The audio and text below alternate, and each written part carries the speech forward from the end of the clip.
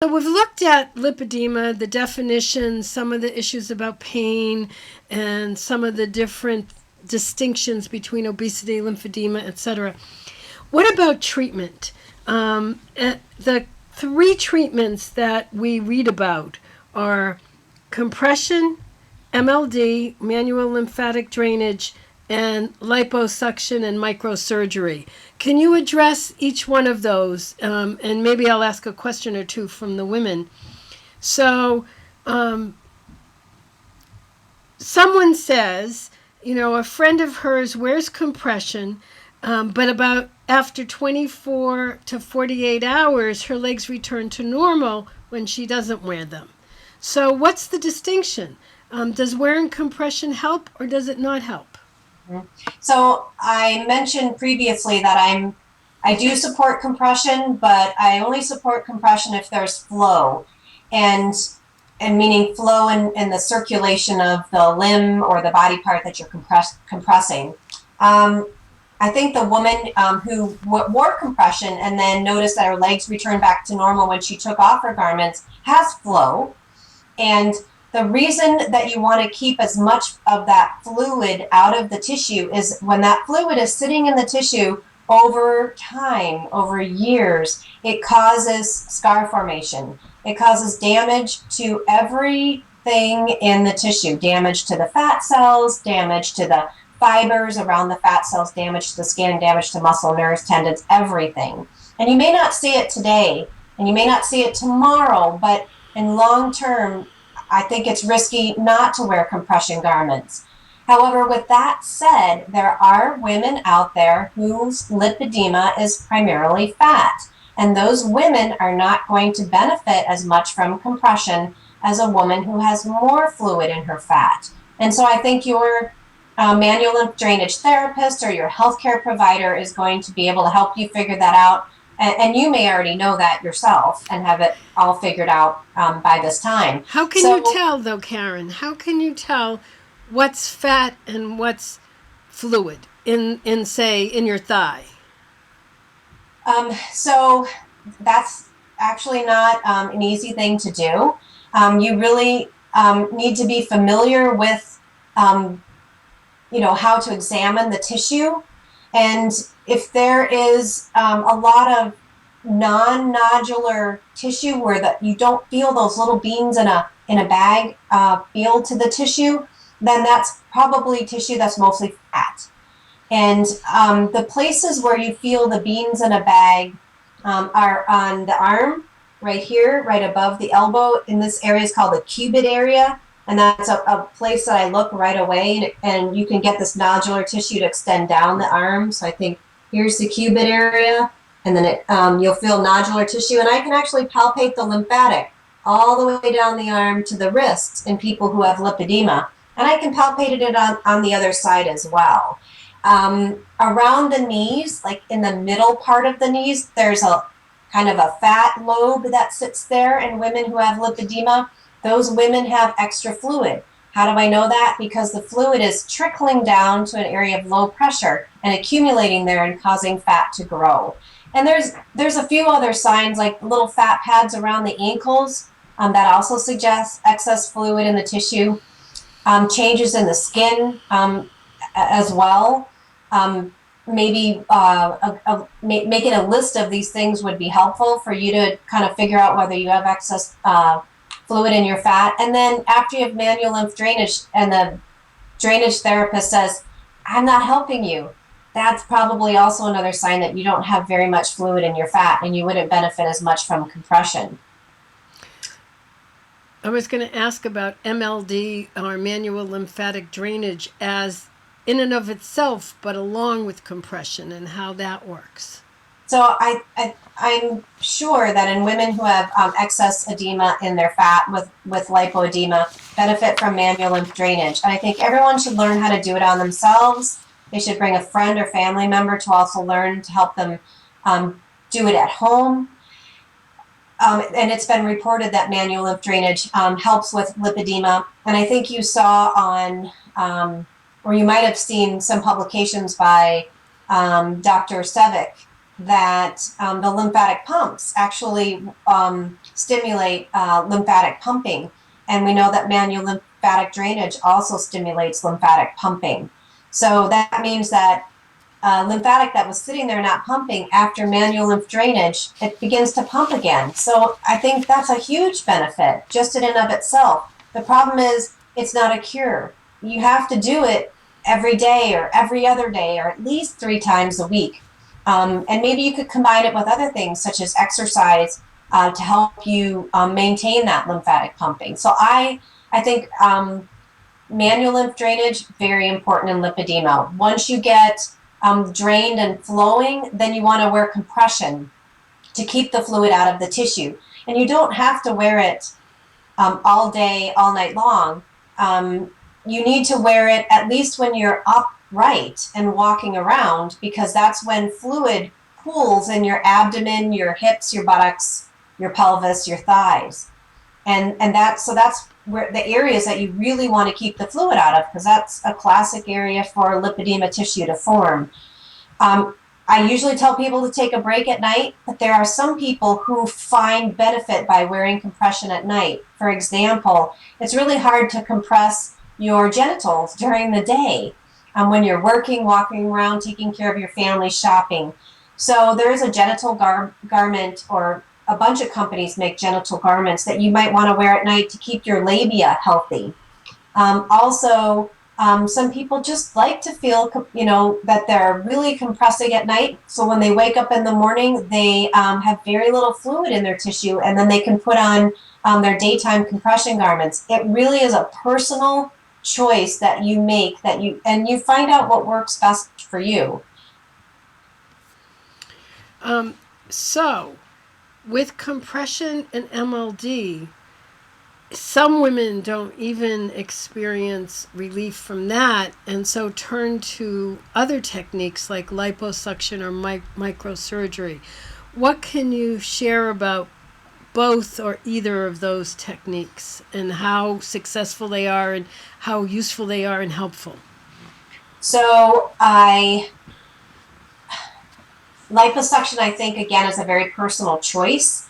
I am in communication with Dr. Stefan Rapprich from Darmstadt, Germany, and I was sending a patient to him who had had multiple liposuctions for lipedema and wanted another one, and I said, I'm really concerned that she's going to develop lymphedema. And he said, the chance of her developing lymphedema is very, very, very small.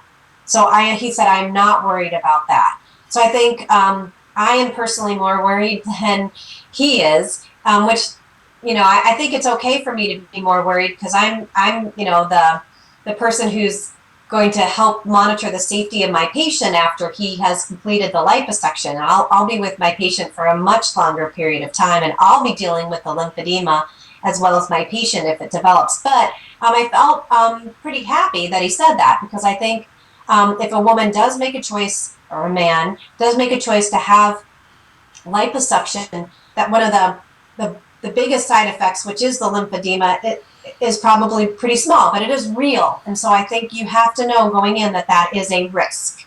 According to his data and that of Håkan Brorsen and Emma Hansen, the lipedema tissue can be eliminated by liposuction.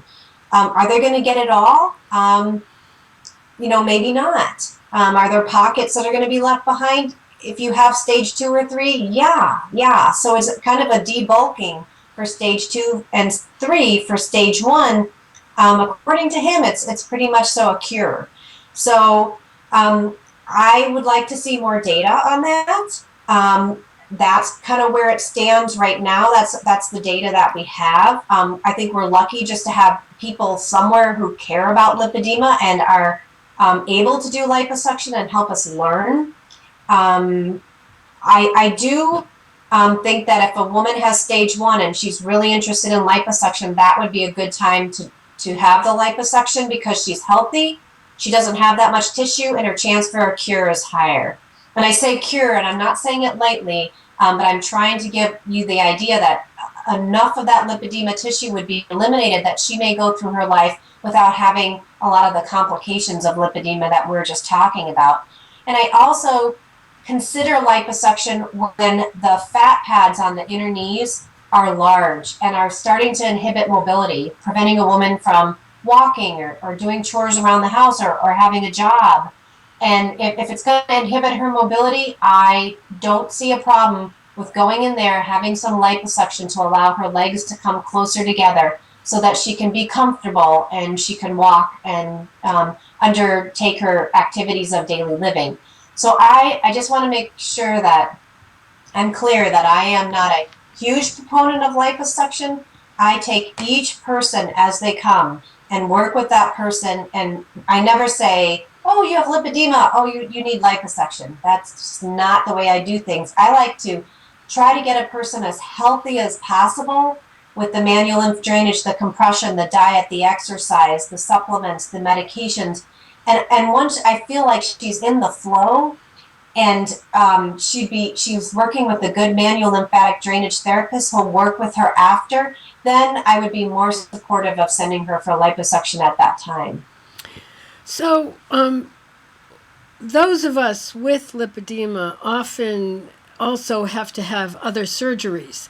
What are the risks? Because I know you had mentioned this previously, that there are risks to women for us to undergo any kind of surgery. Correct. So if a woman with lipedema, and I'm going to refer primarily to women because I think the majority of you are women, but men can also have it. But if a woman undergoes surgery using general anesthesia and she has lipedema, there's a big risk there because general anesthesia inhibits lymph pumping. So that's number one. So your lymphatics are now quiet during this surgery. So if the surgery lasts 4 hours, 5 hours, your lymph has not been pumping for 4 or 5 hours. The only place in the body that it keeps pumping is in the kidney, thank goodness. The second risk is that any kind of incision that's made, especially for a hysterectomy, a cesarean section, any kind of large abdominal surgery, puts you at risk for developing further lipedema and lipolymphedema. And that's because there's damage to the lymphatics during that surgical procedure. And anytime anyone takes out lymph nodes, that's pretty dangerous. Also, when you're under the general anesthesia, the general anesthesia causes your blood pressure to drop. When your blood pressure drops, they infuse lots of fluid to keep your blood pressure up. They don't give you medication for that. They give you fluid. And so here you are sitting on the table, lying on the table. Your lymphatics are not pumping, and they're filling you full of fluid.